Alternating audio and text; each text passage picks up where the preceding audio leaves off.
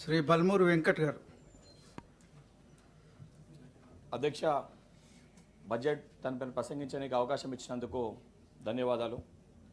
అధ్యక్ష, తెలంగాణ రాష్ట్రం ఏర్పడిన తర్వాత మొదటిసారి ఒక పర్ఫెక్ట్ బడ్జెట్ని పెట్టడం జరిగింది. గత 10 ఏళ్ల బడ్జెట్లో పోలిస్తే 100%, 100% రియాలిటీకి దగ్గరగా ఈ బడ్జెట్ ఉంది.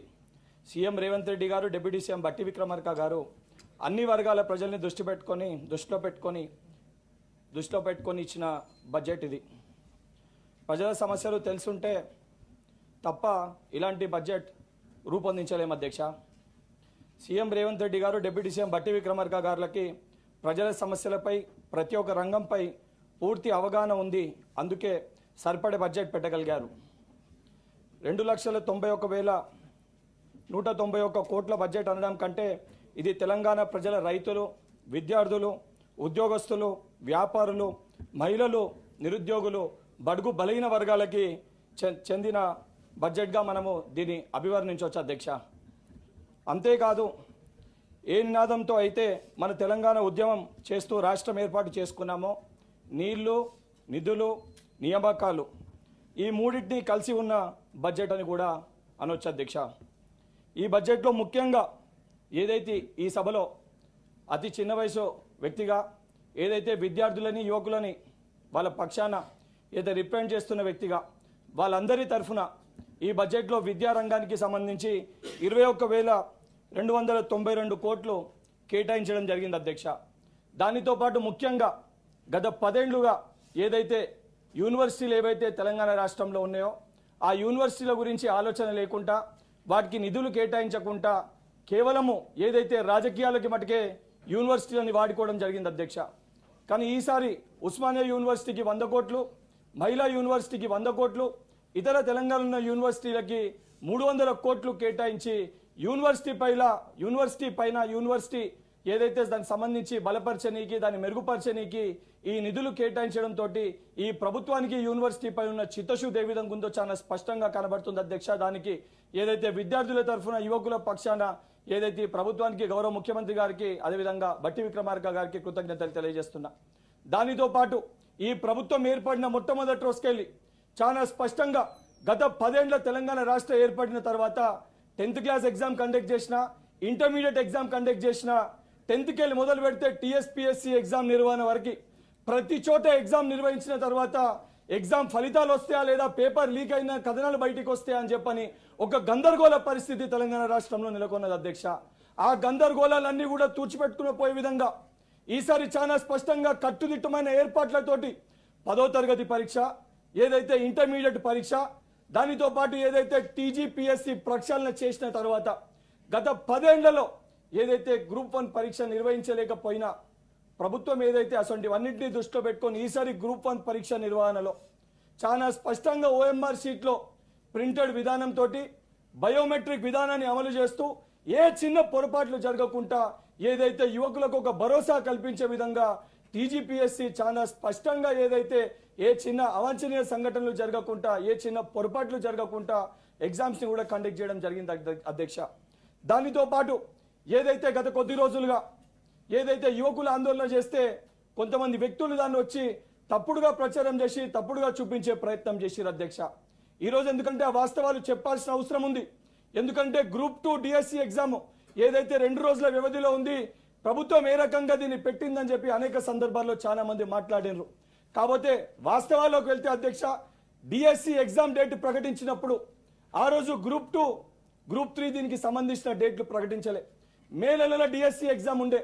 కానీ ఆ రోజు ఏదైతే యువకుల ఒక రిక్వెస్ట్ మేరకు, ప్రజాప్రతినిధుల ఒక విజ్ఞప్తి మేరకు ఏదైతే నవంబర్లో, ఏదైతే సెప్టెంబర్లో కండక్ట్ చేసిన టెట్ ఎగ్జామ్లో ఎక్కువ మంది యువకులు క్వాలిఫై కాలేకపోయినారు. మరొకసారి టెట్ని ఏదైతే నిర్వహించాలని చెప్పి ఆ రోజు కోరుకుంటూ ఇక్కడనే పెద్దలు గౌరవ సభ్యులు జీవన్ రెడ్డి గారు కూడా ఉన్నారు. ఆ రోజు వారు ముఖ్యమంత్రి గారి దృష్టికి సమస్యని తీసుకొచ్చినప్పుడు ఏదైతే 5,000 ఉన్న డిఎస్సిని మనం 11,000 ఏర్పాటు చేసి ఇస్తున్నాం కాబట్టి మరొకసారి టెట్ పరీక్షని నిర్వహించాలనే ఉద్దేశంతో మే నెలలో ఉన్న ఏదైతే టెంటేటివ్ డేట్స్ మే జూన్లో ఉండాల్సిన డిఎస్సిని పోస్ట్ పోన్ చేసి జూలైలో పెట్టడం జరిగింది. దానివలన ఏదైతే టీజీపీఎస్సీ అప్పటికే ప్రకటించిన డేట్స్ వలన రెండు కూడా వారం రోజుల వ్యవధిలో ఈ పరీక్షలు కూడా రెండు నిర్వహించాల్సిన ఒక పరిస్థితి ఏర్పడ్డది.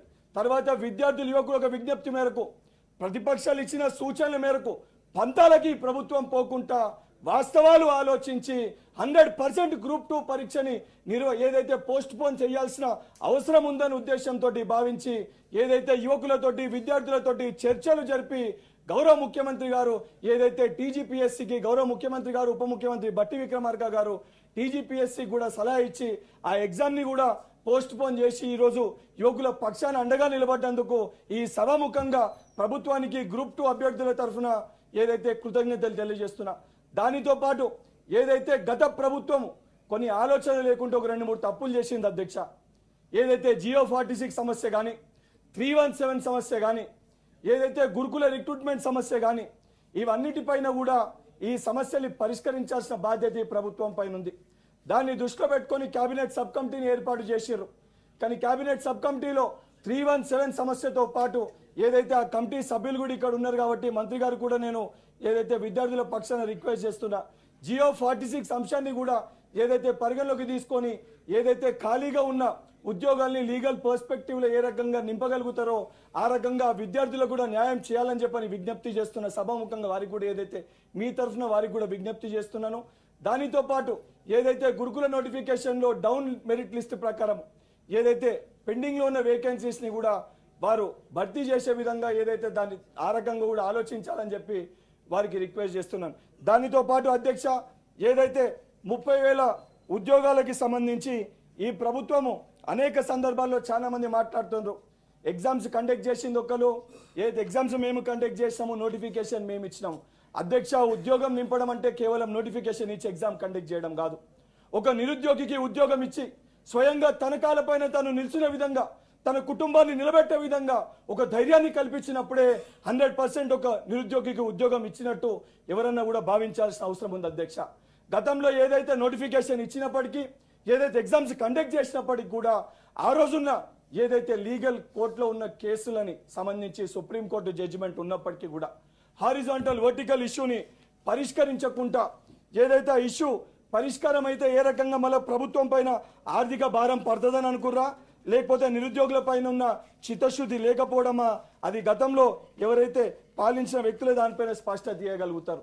దానికి సంబంధించి హారిజాంటల్ వర్టికల్ ఇష్యూని పరిష్కరించి యుద్ధ ప్రాతిపదికన అధ్యక్ష యుద్ధ ప్రాతిపదికన ముఖ్యమంత్రి గారు దృష్టిలో దాన్ని తీసుకొని 100% రాగానే దాన్ని ఇమీడియట్ గా హారిజాంటల్ వర్టికల్ ఇష్యూ రిజాల్వ్ చేసి జియో నెంబర్ 3ని తీసుకొని వచ్చి ఏదైతే ground water department, drug inspector కానివ్వండి, accounts officer, AE results, town planning officers, polytechnic lecturers, agriculture lecturers ఇలా అనేకమైన రిక్రూట్మెంట్ రిజల్ట్స్ పెండింగ్ లో ఉండి ఉద్యోగాలు వస్తాయా రావా అని చెప్పి అయోమయ పరిస్థితుల్లో యువకులు బాధపడుతుంటే ఒక స్పష్టత ఇచ్చి 100% ప్రభుత్వం ఉద్యోగాలు ఇవ్వడం పైన చిత్తశుద్ధి ప్రభుత్వానికి ఉంది.